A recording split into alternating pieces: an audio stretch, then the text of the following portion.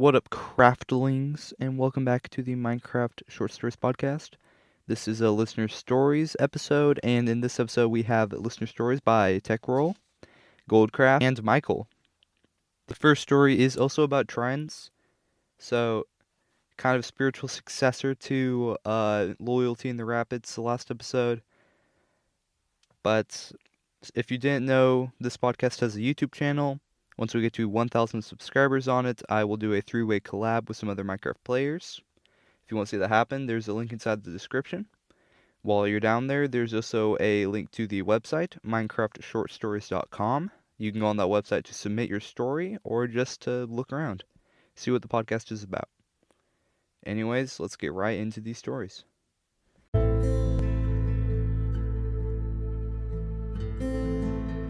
The first story is The Weapon in the Depths by Techrul. Matthew had always wanted a beautiful and glorious weapon, but he could never seem to get his hands on one. They were always taken by another more skillful player. However, this day he was lucky.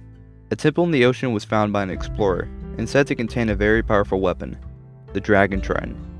Luckily, everyone else was too scared to go and acquire this.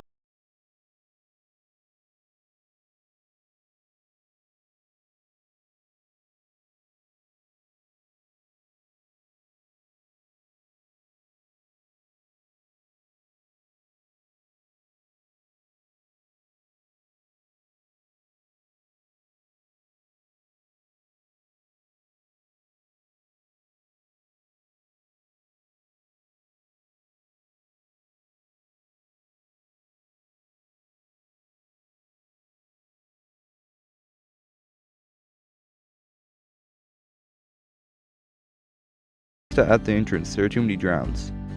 Using his quick thinking, he shot an arrow into the water away from the entrance. Thunk! The drowns all turned towards the arrow and started swimming rapidly towards the sound. Matthew quickly drank a water-breathing potion and dove into the water.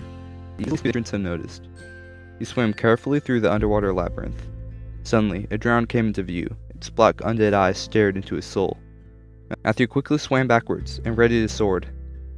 Slash! The drown rounded the corner, and was immediately hit backwards by his sword. The drown wasn't dead yet, though, and it punched Matthew. Thunk. Matthew zoomed backwards and hit one of the walls. Luckily, his armor protected him from any injury. Matthew slashed again, and the drown died. He continued to swim. After 2 water-breathing restocks, Matthew found the throne and treasure room. The walls were lined with gold. Blocks of gold were piled everywhere, and the drowned lord sat on his throne in the middle of the room. Matthew quickly raised his shield as the trident zoomed through the water. Thunk!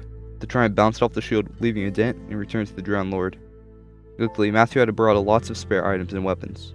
He even built a wall as the trident was thrown up again. Then, pulling out a spare stone axe, Matthew threw it through the water at the drowned. Thunk! The axe hit the drowned lord, sending him backwards through the water.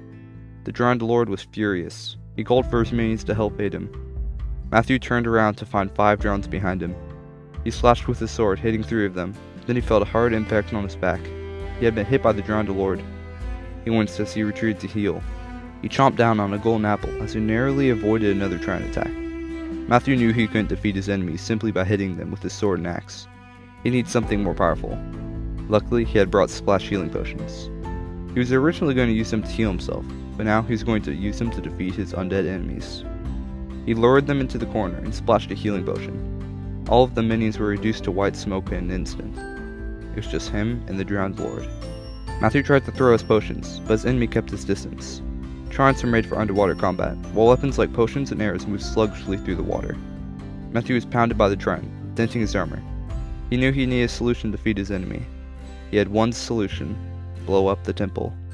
Usually this would not be possible underwater, but Matthew knew that if he put a piece of gravel or sand above the TNT block, when he lit it, it would explode. He swiftly grabbed his TNT and sand and placed them all down. Then he lit it up. Boom! The explosion sent Matthew flying through the water as if he had drunk a speed potion. He looked in the direction of where he once stood and saw his prize. The drowned lord had been defeated, and underneath the rubble was a dragon trident. He emerged out of the water victorious with his new weapon in hand. A thank you to Techrul for submitting that story.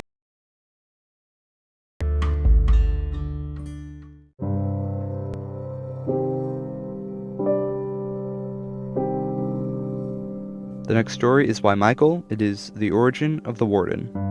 A long time ago, there was a group of players called the Ancient Builders. The Ancient Builders built everything.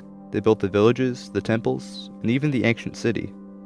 When they built the ancient city, they made it a safe place where people could come together with no fighting. They even built a portal in the center, and people were amazed at their talents. But one day, things took a turn for the worst. One day, an old man came to the city. People noticed he was new to the city, so everyone was kind to the man and tried to help him. But when they did, they started to act strange. When they shook his hands after helping, they fell and turned into a black and blue like moss. Every time it happened, the man's eyes gleamed blue. One day, the man revealed himself to be a dark wizard. The man cast a spell in the city that turned people into what he called a Skulk. The Ancient Builders tried to fight back, but they didn't stand a chance. Only one of the Ancient Builders survived. But the wizard cursed him with what turned him into a monster known as the Warden. He lost his mind, but he didn't forget who he was. It was like the Ancient Builder was trapped inside the body of a monster. Monster didn't have a good eyesight, but he could hear very well. All the Ancient Builder knew was that the people that wandered into the ancient city would suffer the same fate that the rest did all those years ago. Well, that's kind of depressing, but thanks Michael for submitting that.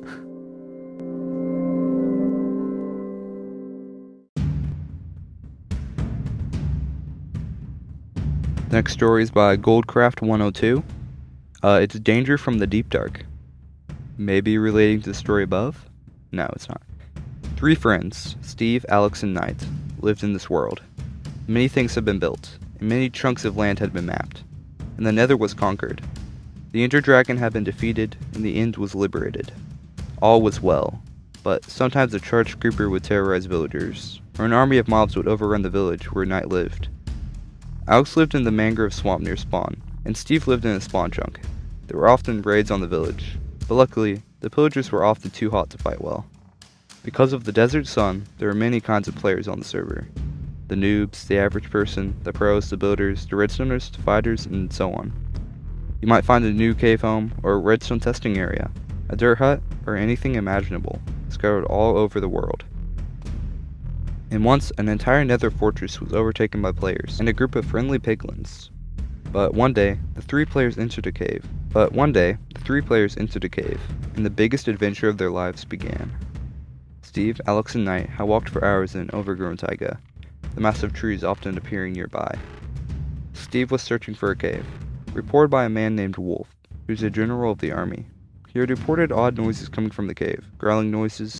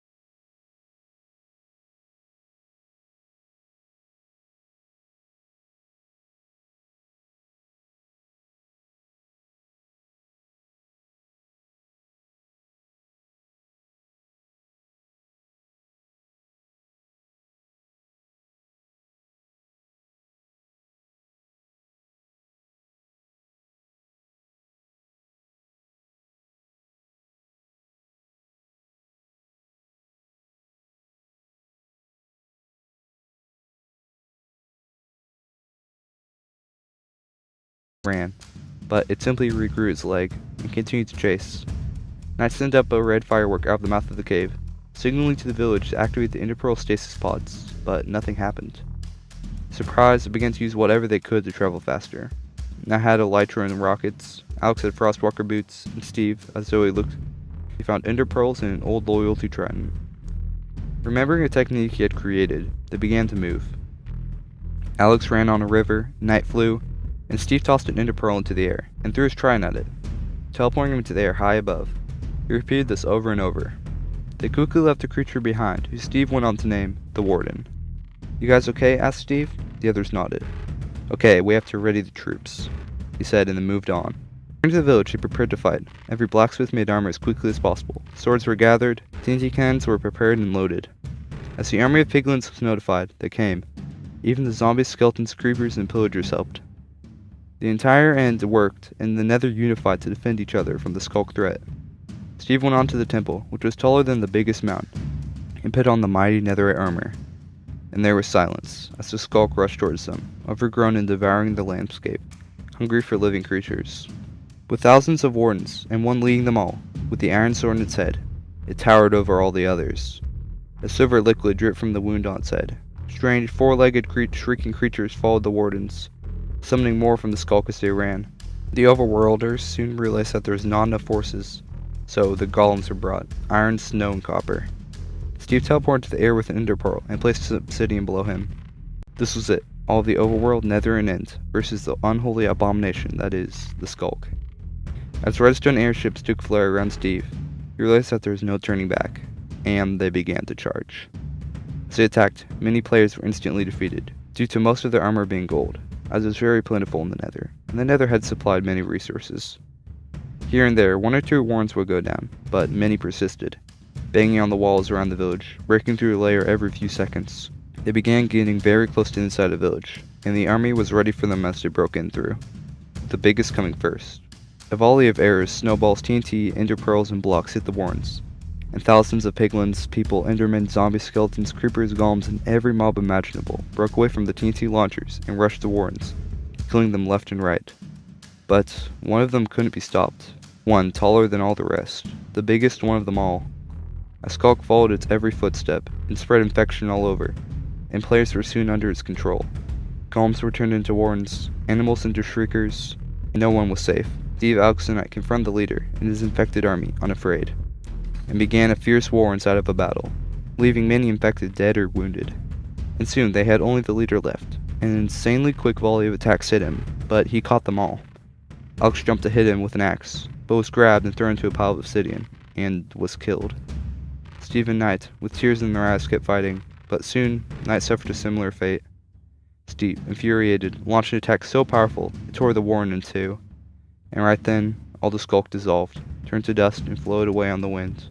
An entire army of Wardens disappeared without a trace, and the infected were freed, but it couldn't bring back Alex or Knight.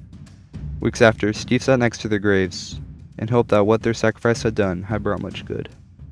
The end. Thanks to Goldcraft102 for submitting that story. That was a very good story. I quite liked it. As you mentioned inside that, you did use some... there were modded mods in there. Here. I may do a little bit of explaining if you don't understand some of them. So, Shriekers are Skulk mobs. That's basically all you need to know about them. They're small. They're from the Minecraft mod Alex's Mobs, I think, yeah. And then, so, that's what those were. And then, Ender Pearl stasis chambers are just where you can keep your Ender Pearl safe, and then someone can teleport you back easily. So, basically, someone flips a trapdoor over your Ender Pearl that you have kept inside a body of water, and then you get teleported back to where Ender Pearl was because you threw it. So it's basically just teleporting you back to where you were. That's all you need to know. So, yeah, thanks to Goldcraft. And thank you, the listener, to listening to this episode. And I will see you next week.